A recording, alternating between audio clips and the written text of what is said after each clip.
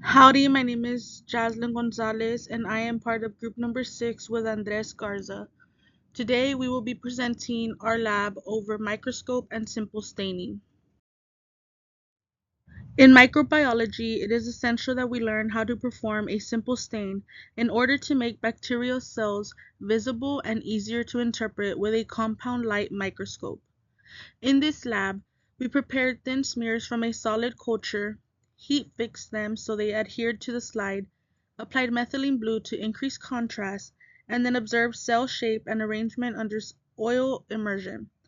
It is important to understand that a thin, evenly spread smear prevents cell overlap, which improves focus and preserves morphology.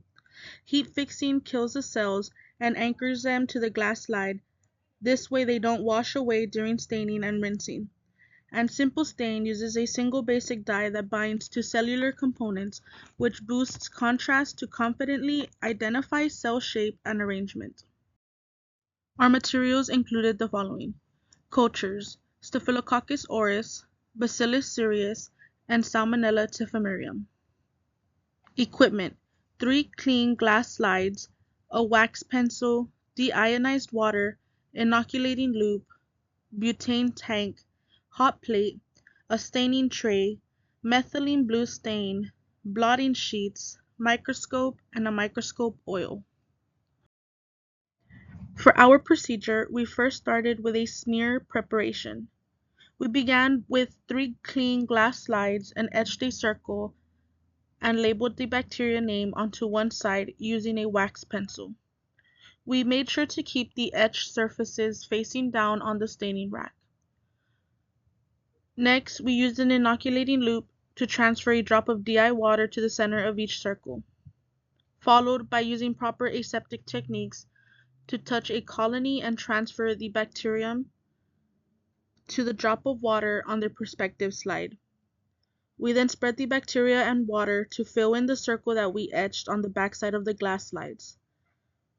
Next, we placed our slides on the hot plate to speed up the air drying process, followed by passing them through the butane tank in order to heat fix them 3 times quickly, making sure the bacteria is still facing upwards. To begin our simple staining, we placed our air-dried heat-fixed slides onto our staining tray. We made sure to flood the slides with methylene blue stain and let it sit for 1 minute.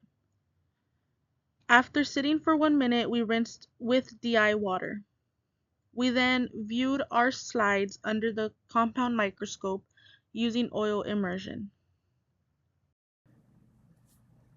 In our simple staining lab experiment, we started off with Salmonella typhimurium. Under the microscope, these cells were clearly rod-shaped, but compared to Bacillus cereus, they were shorter and a bit thinner. What stood out most was their lack of organization. Instead of forming long, continuous chains, most of the cells appeared scattered as single rods or in very small clusters of 2 or 3.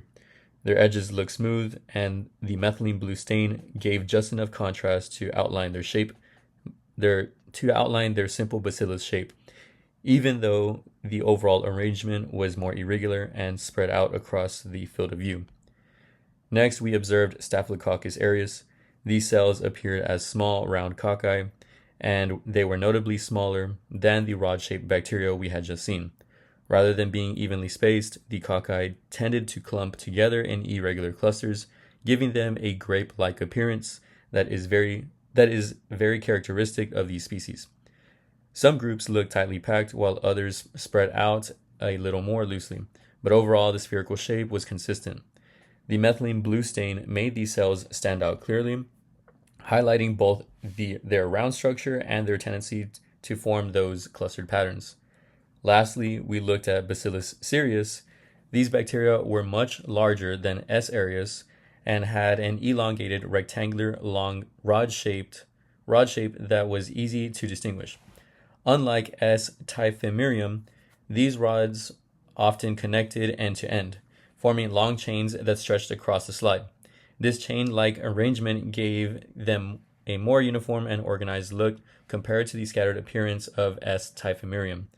The stain outlined the cells as well, letting us not see just their length but also their width, making the overall rod morphology very clear under the microscope. In conclusion, this lab showed us how simple staining can make bacteria cells much easier to see by creating contrast between the cells and the background. Using this technique, we were able to focus on the overall structure and arrangement of different bacteria.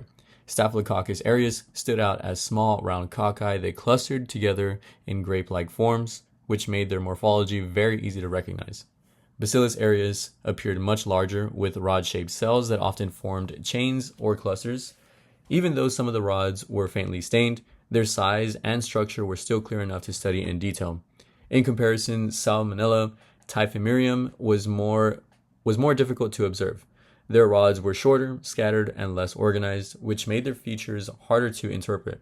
But overall, this experiment highlighted the importance of careful smear preparation, heat fixing, and staining to produce clear and reliable results, while also showing how variations in sample quality can affect what we are able to see under the microscope.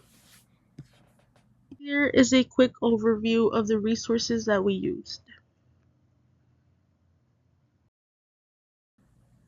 So this concludes our video presentation on microscope and simple staining. Thank you all for listening.